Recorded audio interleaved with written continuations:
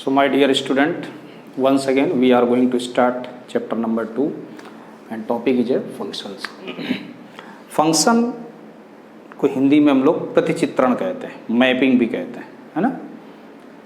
और that is very important topic of the maths, क्योंकि function के बिना आप ट्रिग्नोमेट्री कैसे समझेंगे, है ना।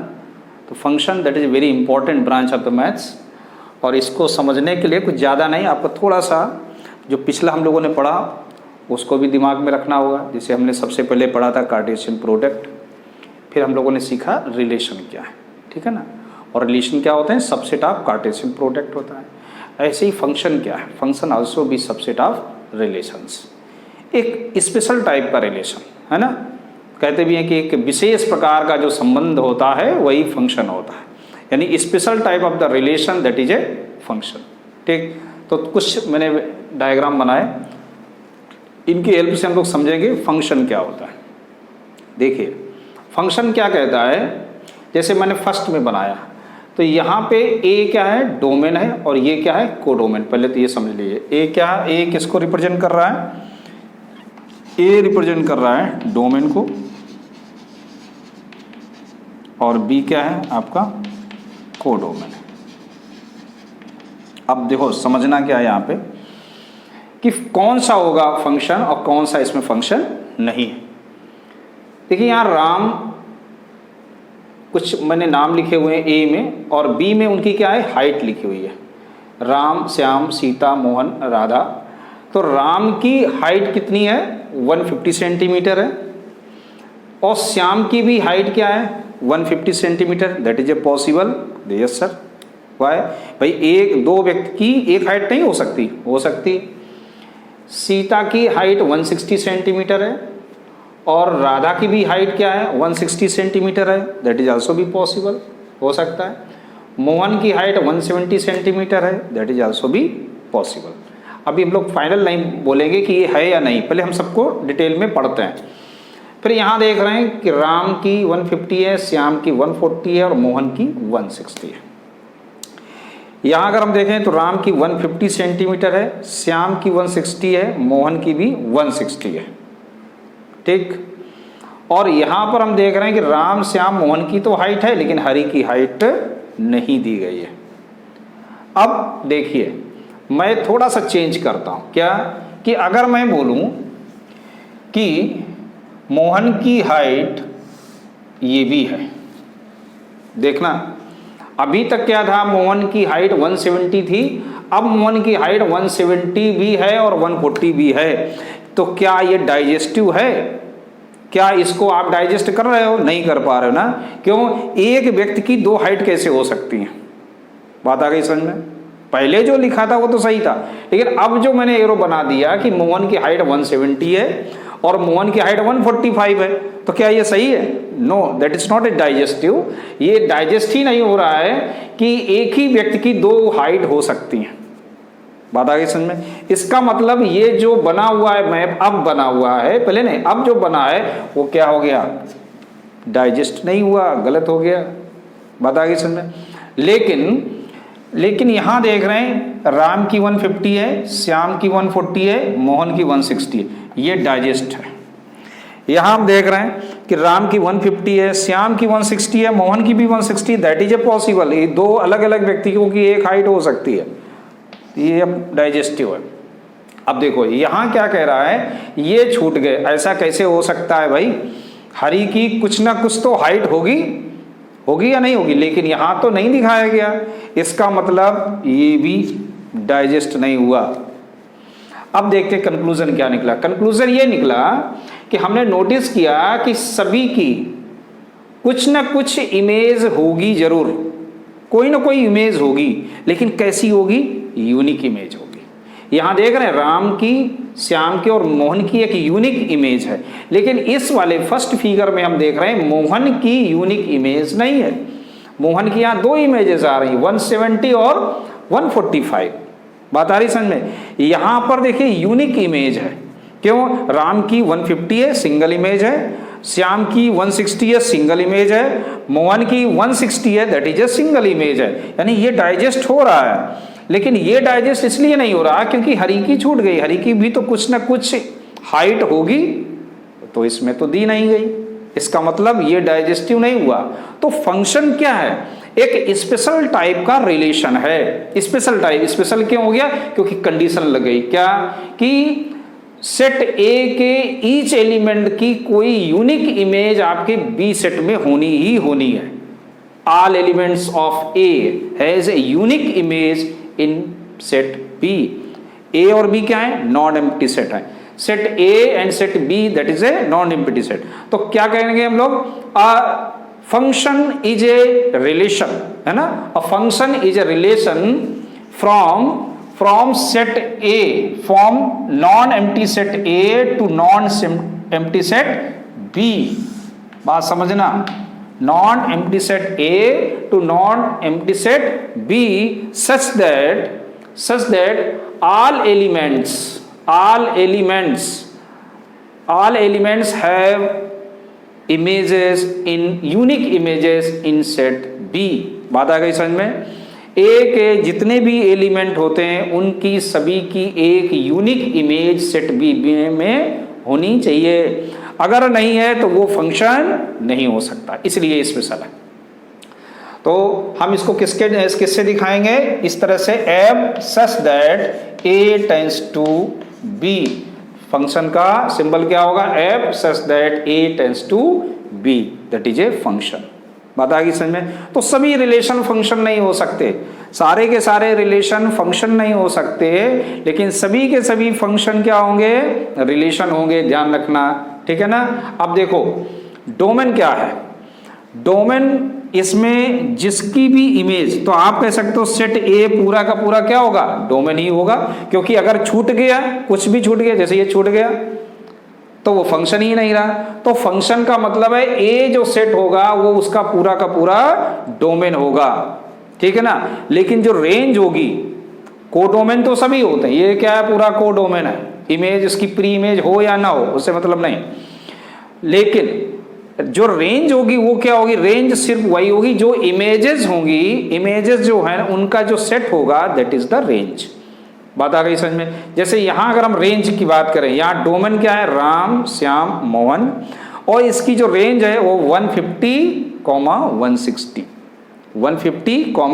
150, केवल इसकी रेंज है। डोमेन कोडोमेन क्या है, 150 है, 160 है, 140 है, 155 है। प्रैक्टिकली आप समझो, ठीक है ना। बाकी डेफिनेशन और ये सब तो already given in your book, you can read and right, देखो और लिख सकते हो, कोई दिक्कत नहीं। प्रैक्टिकली समझ लोगे ना, वही आपके साथ है, बाकी तो आपका लिखा हुआ है बुक में। तो यहां समझ में आ गया कि कौन सा फंक्शन हो सकता है, कौन सा नहीं। फिर से एक बार देख लीजिए, जो हमारा डोमेन हो गया उसके सारे एलिमेंट की यूनिक इमेज अगर तुमको कोडोमेन यानी सेट बी में मिलती है तो वो एक फंक्शन को इंडिकेट करता है। प्रैक्टिकली आपने समझा कि श्याम और मोहन की हाइट एक हो सकती है, लेकिन मोहन की हाइट 2 नहीं हो सकती, इसलिए ये फंक्शन नहीं हुआ, और ये फंक्शन हो गया, ये भी फंक्शन है। ये फंक्शन नहीं हुआ क्योंकि ऑल एलिमेंट्स की बात हो रही है ना। In set A have all elements have the unique image, set A के सभी एलिमेंट की यूनिक इमेज किसमें बननी चाहिए, B, so that is a function.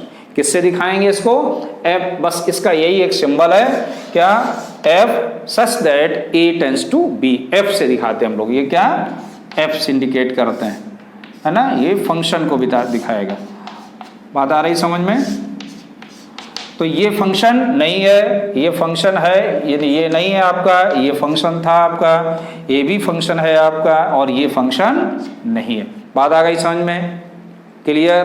क्योंकि इसकी कोई भी इमेज नहीं है हरी की, इसलिए ये फंक्शन नहीं है। और इसमें मोहन की 2 इमेजेस हो गई, यूनिक इमेज नहीं है, इसलिए ये फंक्शन नहीं है। और इसमें सबकी यूनिक इमेज है, इसलिए ये फंक्शन है। तो ये बात हुई हमारी फंक्शन की। अब हम लोग जब बात करेंगे टाइप ऑफ फंक्शन की। अब हम लोग बात करेंगे टाइप ऑफ फंक्शंस की। तो कुछ selected type of the functions हैं जिनकी हम लोग यहाँ पर डिस्कस करेंगे, और बाकी जो भी है वो 12th क्लास में हम लोग डिस्कस करेंगे। 11th में आपको इतनी फंक्शन के बारे में डिस्कस करना है। नंबर 1 जैसे identity function, constant function, polynomial function, rational function, modulus function, signum function and greater integer function. ठीक है ना। तो स्टार्ट करते हैं। What is a identity function. देखो सबसे पहले नंबर 1 आपका आइडेंटिटी फंक्शन क्या होता है। देखिए कोई भी रियल फंक्शन आप एक है आपके पास f such that R tends to R, लिखने का प्रैक्टिस कर लीजिएगा।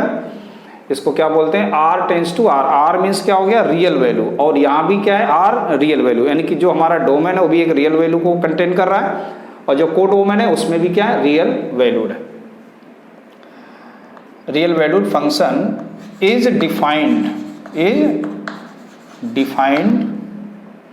When fx equal to x is called identity function, is called identity function। अब समझ लीजिए क्या होता है। ये f such that r tends to r एक कोई भी फंक्शन है जो डिफाइंड है किस कंडीशन में, when fx equal to x is called identity function। यहाँ आप ये भी कह सकते हो कि for all x belongs to R, for all x belongs to R is called identity function। ऐसे भी लिख सकते हैं आप कि फंक्शन है जो fx है और x for all x belongs to R, यानी कि x क्या होगा, एक रियल वैल्यू होगी। अब देखिए जरा इसको समझ लेते हैं कि जो भी हम यहाँ वैल्यू रखेंगे x में वही मुझे x मिलेगा, यानी कि इसको आप समझिए ऐसे कि y इक्वल टू क्या है, यहाँ पर fx है, यानी इक्वल टू क्या आ गया, fx है ना, that is x, it means y equal to क्या हो गया, x। तो जो आइडेंटिटी फंक्शन होते हैं उनका ग्राफ कैसे बनता है ये भी समझना होगा। तो आइडेंटिटी फंक्शन का जो ग्राफ होता है वो आपका एक स्ट्रेट लाइन को रिप्रेजेंट करता है। किसको रिप्रेजेंट करेगा, एक स्ट्रेट लाइन, यानी इस तरह से जाएगा, that is one identity function. तो नंबर 1 क्या क्वालिटी क्या है इसकी, कि पासिंग थ्रू ये ओरिजिन से पास होता है। नंबर 1 जो आइडेंटिटी फंक्शन होता है वो कहाँ से पास होगा, ओरिजिन से। नंबर 2 ये एक स्ट्रेट लाइन होता है, ये क्या है, एक स्ट्रेट लाइन को शो करता है। नंबर 2। नंबर 3 स्लोप इसका 1 होता है। स्लोप क्या होगा इसका, 1 होगा। स्लोप मीन्स समझते ना, slope that is always in 45 degree, ये हमेशा 45 डिग्री के एंगल से पास होगा। तो ऐसे फंक्शन को हम लोग क्या बोलते हैं, आइडेंटिटी फंक्शन बोलते हैं। यानी कि आप अगर f1 रखते हो यहाँ पर तो y भी वही मिलेगा, यानी अगर x 1 है तो y भी 1 है, अगर x 2 है तो y भी 2 है। तो ऐसे फंक्शन को हम लोग बोलते हैं क्या, आइडेंटिटी फंक्शन। अब दूसरी आता है नंबर कि कांस्टेंट फंक्शन क्या होता है। तो कांस्टेंट फंक्शन भी सिमिलर है। कांस्टेंट फंक्शन में क्या है, अगर आपके पास कोई रियल फंक्शन है f such that r tends to r, ये r टेंस टू r भी समझ रहे होंगे आप, रियल वैल्यूड है, यानी कि ये रियल वैल्यू को रिप्रेजेंट करता है। कैसा है, डिफाइंड कब हो रहा है कि जब fx इक्वल टू क्या मिल जाए, उसे k मिल जाए। बात समझना, fx इक्वल टू k मिल जाए तो ऐसे फंक्शन को हम लोग क्या बोलते हैं, कांस्टेंट फंक्शन बोलते हैं। k क्या है, यहाँ कांस्टेंट वैल्यू है। जैसे एग्जाम्पल अगर हम लोग लें तो आपको मान लीजिए दिया गया fx इक्वल टू 3 दे दिया गया है ना, इसका मतलब है ये क्या होता है y, यानी y की वैल्यू क्या है 3। तो जो कांस्टेंट फंक्शन होता है वो उसका ग्राफ कैसा बनेगा, ग्राफ देखिए बहुत सिंपल सा बनेगा ग्राफ। अब जैसे हमने कहा कि y इक्वल टू ये fx इक्वल टू 3, अब x की आप कोई भी वैल्यू लो, 0 लो, 1 लो, 2 लो, तो ये सब y क्या हो गया, x तो यहाँ पर डिपेंडेंट है नहीं, x यहाँ इंडिपेंडेंट है, y भी इंडिपेंडेंट। देखो x स्वतंत्र है, x की आप कुछ भी वैल्यू लो तो y की सेहत पर कोई भी फर्क नहीं पड़ रहा है। तो इसका मतलब है अगर हम यहाँ बात करें तो इसका ग्राफ कुछ ऐसे आ जाएगा, that is a constant function, क्योंकि ये मेजरमेंट आपकी कितनी है 3, तो आप ऐसे 3 unit above the x axis, 3 unit above the x axis. ये एबव भी हो सकता है, इसकी भी 3 कंडीशन है। क्या, ये जो आपका कांस्टेंट फंक्शन है वो x के एबव भी हो सकता है, डाउन भी हो सकता है और ओरिजिन से भी पास हो सकता है। अगर वो ओरिजिन से पास हो रहा है तो फिर क्या है, कॉन्साइड हो जाएगा ऑन एक्स एक्सिस, और ये निगेटिव भी हो सकता है और पॉजिटिव भी हो सकता है और जीरो, यानी कि इस तरह से भी हो सकता है। देखो एफ एक्स इक्वल टू आपका माइनस के भी हो सकता है और एफ एक्स इक्वल टू आपका जीरो भी हो सकता है। ये तीनों कंडीशन को फॉलो करेगा, है ना। प्लस भी हो सकता है, माइनस भी हो सकता है और जीरो भी हो सकता है। तो ये था आपका कांस्टेंट फंक्शन। अब बात करते हैं नंबर थर्ड, क्या कि पॉलिनोमियल फंक्शन क्या है। देखिए पॉलिनोमियल फंक्शन भी सिंपल से है, कोई आपको परेशानी नहीं होएगी समझने में। कि देखो कोई भी real valued function r tends to r है, जहाँ पे f x equal to y है, या y इक्वल टू आप एफ एक्स ले सकते हो, वेयर y इक्वल टू क्या आएगा, a0 plus a1x plus a2x square plus a3x cube plus dot dot an x की power n। That is one polynomial where n is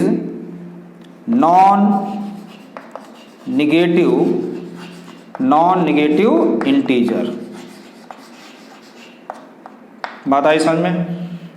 वो सभी function polynomial function होते हैं जिसमें पावर जो होगी ना वो कैसी होगी, नॉन नेगेटिव इंटीजर्स होगी। बात आ गई समझ में। तो ऐसे फंक्शन को हम लोग क्या बोलते हैं, पॉलिनोमियल फंक्शन। ठीक, अब हम बात करेंगे रेशनल फंक्शन की और मॉडुलस की, सिग्नम की और ग्रेटेस्ट की। So please noted it. So अब हम लोग बात करते हैं रेशनल फंक्शन की, है ना।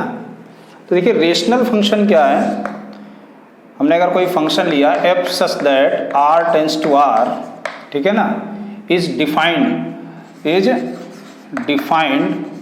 किस पे डिफाइंड हो रहा है कि f x equal to p x upon q x पे।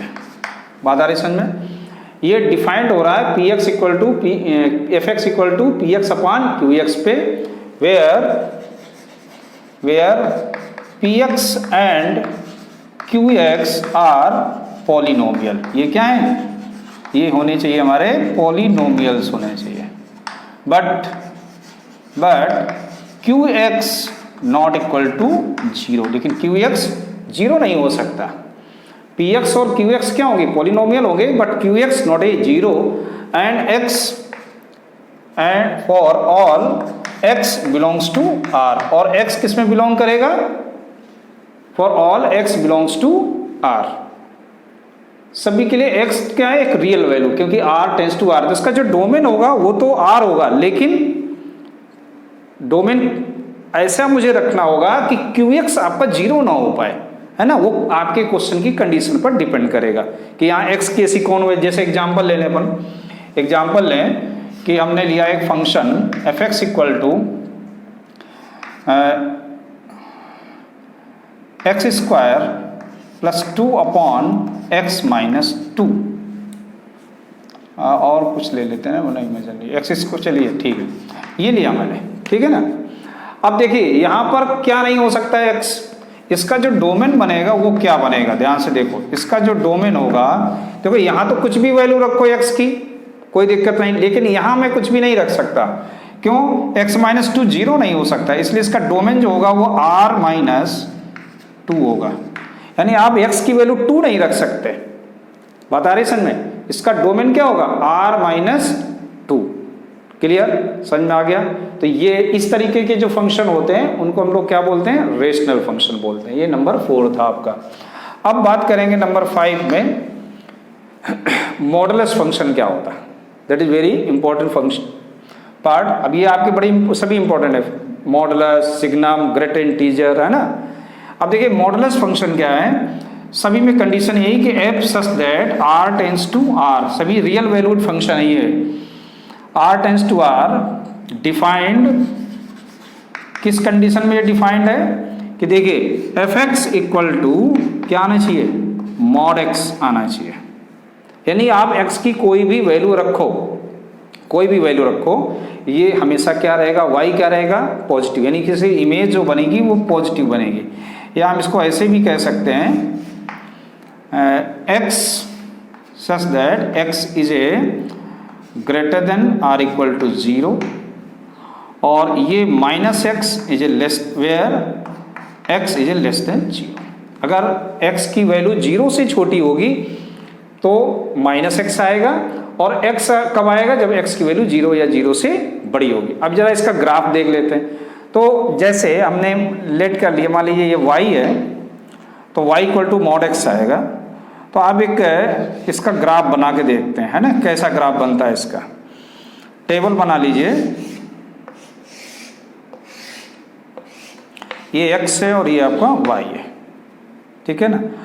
तो यहाँ अगर मैं x की वैल्यू 0 रखूँ तो मुझे y भी 0 मिलेगा, x की वैल्यू अगर 1 रखूँ तो y भी 1 मिलेगा, और x की वैल्यू अगर मैं माइनस रखूँ, देखिए अब समझना, अभी आप पॉजिटिव रख रहे थे तो ये ले रहे थे क्योंकि x की वैल्यू, और अगर आप जैसे निगेटिव रखते हो, x की वैल्यू क्या, निगेटिव, तो यहाँ क्या है फंक्शन ये कह रहा है कि एफ एक्स इक्वल टू क्या है, माइनस एक्स है, और आपने x की जगह क्या लिखा, -1 लिखा, तो आप कैसे इसे लिखोगे, -1 दैट इज ए +1। इसका मतलब ये +1 आएगा। बात आ रही समझ में। अब जरा इसका ग्राफ देखो कैसा बनेगा, ग्राफ पे चलना है ना, ग्राफ पे आपको समझ में आ जाएगा क्या हो रहा है। ये देखिए ये तो ओरिजिन हो गया। अब मुझे क्या चलना है, 0 0, तो यही पॉइंट रहेगा। फिर चलना है आपको x पे 1 चलना है, तो आपने चला x पे 1 और y पे 1, तो यहाँ कहीं आएंगे हम लोग, और x पे -1 लेकिन y पे 1, यानी -1 और 1। तो और अगर मैं और आगे ले लूँ, वैल्यू और ले लेता हूँ, अगर आप वैल्यू 2 लोगे तो यहाँ क्या आएगा, 2 आएगा, -2 लोगे तब भी क्या आएगा, 2 आएगा इस कंडीशन में। तो अगर हम लोग 2 लेंगे तो यहाँ आएगी वैल्यू, अगर इधर -2 लेंगे तो यहाँ कहीं आएगी। इसका मतलब मॉडुलस जो फंक्शन होता है उसका ग्राफ कुछ ऐसे बनता है, that is A modulus function. बात आ रही समझ में। देखो यहाँ क्या आपने नोटिस किया कि x हम देखो पॉजिटिव लें या x निगेटिव लें, y हमेशा क्या हो रहा है, अपवर्ड हो रहा है ना। ये y क्या है आपका, अपवर्ड है कि नहीं है, ये देखो ऊपर की तरफ जा रहा है, यानी y हमेशा क्या रहेगा, पॉजिटिव रहेगा। तो ऐसे फंक्शंस जो भी इस कैटेगरी में जो फंक्शन आते हैं उनको हम लोग क्या कहते हैं, मॉडुलस फंक्शन कहते हैं। बात आ गई समझ में। अब हम लोग बात करते हैं सिग्नम फंक्शन की। तो बात करेंगे हम लोग सिग्नम फंक्शन की। अब देखिए सिग्नम फंक्शन में हमने फंक्शन कौन सा लिया, f such that r tends to r, and defined किस में हो रहा है, देखो f x equal to mod x upon x such that x not equal to 0 and 0 when x equal to 0। ठीक, 0 कब आएगा, जब x इक्वल टू 0 होगा। इसको हम लोग और भी एक तरीके से लिख सकते हैं, क्या कि 1 आएगा कब, जब मैं x की वैल्यू 0 से बड़ी रखूंगा, -1 आएगा जब मैं x की वैल्यू 0 से छोटी रखूंगा, और 0 जब आएगा जब मैं x की वैल्यू 0 रखूंगा। तो इस तरीके के फंक्शन को हम लोग क्या कहते हैं, सिग्नम फंक्शन कहते हैं। और अच्छे समझना है तो ये समझिए इसका जो डोमेन है वो एक रियल वैल्यूड होता है, जबकि इसकी जो रेंज है वो फिक्स होती है 1 -1 0। इसका जो डोमेन आएगा, बात समझ लीजिएगा कि डोमेन इसका क्या होता है, R होता है। आप x की कोई भी वैल्यू रखो, ठीक है ना, एंड जो इसकी रेंज होगी, रेंज जो आएगी वो क्या होगी, 1 -1 एंड 0। ये इसकी रेंज होती है, रेंज फिक्स होती है, ठीक है, यही आएगा। अब जरा इसका ग्राफ देखते हैं कैसे बनता है। देखो that is x dash x y and y dash. अगर हम जीरो की बात करें x इक्वल टू जीरो तो y क्या आएगा, जीरो आएगा, यही रहेगा ये। फिर x की वैल्यू अगर आप जीरो से बड़ी लेते हैं, जीरो से बड़ी का मतलब है इस कंडीशन में चलते हैं तो यहाँ मान लीजिए ये 1 है और यहाँ आपका ये -1 है, ये आपका 0 था। तो देखिए x की वैल्यू जीरो तो ले नहीं सकते, जीरो से बड़ी लेंगे, इसका मतलब है यहाँ पर क्या रहेगा, एक ब्लैंक रहेगा साइन ऐसे, और ये एक कांस्टेंट फंक्शन की तरह राइट साइड में मूव करेगा, राइट साइड में इस तरह से चलेगा, ऐसे चलता चला जाएगा। बात आ रही समझ में? क्योंकि x is greater than zero, यानी x की आप जो भी पॉजिटिव वैल्यू इसे लेते चले जाओगे ये फिक्स रहने वाला है, और जीरो पर तो ये जीरो ही रहेगा। इसी तरीके से सिमिलरली x की वैल्यू अगर आप लेस देन लेते हो,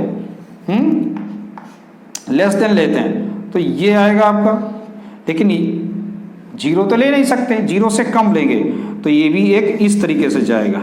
तो ये जो ग्राफ बन के आपका आया ये किसका ग्राफ है, आपका सिग्नम फंक्शन का है। बात आ रही समझ में, अच्छे से समझ में आ गया? सिग्नम फंक्शन क्या है, जिसकी डोमेन तो रेंज आर होगी लेकिन रेंज उसकी फिक्स होती है 1, -1, 0, ये तीन आपकी रेंज फिक्स होती है। ऐसे फंक्शन को हम लोग सिग्नम फंक्शन कहते हैं। अंडरस्टूड? अब मेन आपका है ग्रेटेस्ट इंटीजर फंक्शन, इसको अच्छे से समझना है। So please pause the video, noted it. तो 7th number greater integer function क्या कि f such that r tends to r is defined by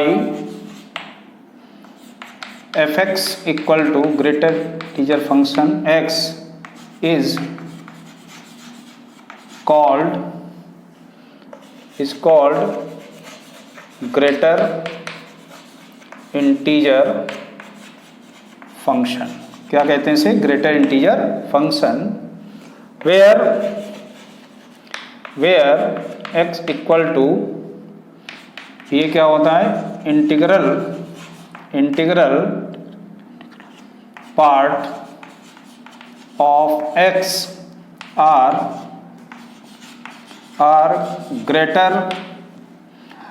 greater integer less than or equal to x। अब समझिएगा जरा इसको क्या कह रहा है, इसकी डेफिनेशन क्या कहती है। डेफिनेशन ये कहती है कि अगर मैं f1 रखूं, समझना, तो मुझे 1 ही मिलेगा क्योंकि इक्वल टू x है, ठीक। और अगर मैं यहाँ पे 1.2 रखता हूँ, 1.2, तो उससे कम यानी इंटीग्रल पार्ट, आप इसको ऐसे भी लिख सकते हो 1 + 0.2, 1 पॉइंट यानी कि integral part plus fractional part, और इसमें आपका इंटीजर क्या है, 1 आ गया, तब भी 1 आएगा। और अगर मैं 1.9 लूँ तब मुझे क्या मिलेगा, तब भी मैं इसको ऐसे लिख सकता हूँ, और ये इसका भी आंसर क्या आएगा, equal to less than or equal to 1। और यहाँ पर अगर जैसे ही आप 2 लेते हो तो आपकी वैल्यू क्या आ जाएगी, दैट इज 2, ठीक है ना, समझ में आ रहा। और अगर हम 2.1 ले लें, 2.1, तो इसकी भी वैल्यू क्या आएगी, 2 आएगी। और अगर आप f0.1 लेते हैं, 0.1, इसका मतलब हम इसको अगर ब्रेक करके लिखें तो क्या लिखेंगे, 0.1, इंटीजर क्या है, 0 है। और अगर आप लिखते हैं -2.0, 2.5 लिखते हैं, ठीक है ना, तो इसकी वैल्यू क्या आएगी। अब इसको देखो, ये जो फ्रैक्शनल पार्ट है वो हमेशा पॉजिटिव रहना है, तो इसको हम लोग क्या लिख सकते हैं, -3 + 0.5, ऐसे ब्रेक करके लिख देंगे, डायरेक्ट लिख दिया यहाँ पर, हालांकि इसको बाद में लिखना है, इसको पहले आप तो यही लिखेंगे -2.5, और इसके बाद इसको ब्रेक करके आप देखोगे तो इसको लिख सकते हैं 0.5, तो आंसर क्या आ जाएगा, -3। बात आ रही समझ में? तो ये आपकी जो होता है ना, ये ग्रेटर इंटीजर, यानी कि यहाँ पर जो रेंज बन के आ रही है, इसकी जो रेंज आ रही है वो क्या आ रही है, नोटिस करिए रेंज क्या बनेगी, रेंज आपकी क्या आएगी, इंटीजर्स आएंगे, रेंज क्या आएगी, इंटीजर्स, रेंज जो बनेगी वो इंटीजर्स बनेगी। अब ग्राफ पर इसका नोटिस करते हैं, ग्राफ कैसा बनता है इसका, देखो देखो ध्यान से देखो, अगर हम लोगों ने 0 से चला, मैं ये मान लीजिए 1 है, यहाँ 2 है, ये -1 है, यहाँ भी 1, ये 2, ये 3, ऐसे है। तो सबसे पहले ऐसे समझो कि अगर आप 0.1 लेते हैं x 0.1, तब भी क्या रहेगा, 0 रहेगा। कहाँ तक, ये जो पार्ट है ना ये, और ये क्या रहेगा, यहाँ पर ब्लैंक हो जाएगा, है ना, 1 नहीं आएगा। और क्यों, जैसे आप लोगे 1, हमने कहीं लिया, देखो 1 लिया तो y भी क्या मिल जाएगा, 1, तो 1 लेते ही क्या आ जाएगा, हम लोग यहाँ आ जाएंगे, बात आ रही समझ में। अब 1 से ऊपर चढ़ेंगे 1.2 1.3, तो ये इस तरह से चलेगा, यहाँ डार्क हुआ, ये डार्क। अब अगर हम लोगों ने 3 लिया, यानी इसके ऊपर गए, तो इसका ग्राफ कुछ यहाँ कहीं आएगा और ये बनेगा, और आगे बढ़ेंगे तो यहाँ कहीं आएगा इसका, और ये चलेगा, है ना, बात समझ में आ रही। और यहाँ पर ये क्या रहेंगे, ब्लैंक रहेंगे, ये ब्लैंक, इस तरह से ग्राफ बनेगा। अगर ऐसे ही हम लोग यहाँ क्या है, -1 है और ये -2 है, अगर हम लोग -1 लेते हैं तो यहाँ तो रहेगा ये ब्लैंक, और ये कहाँ चलेगा, इधर चलेगा।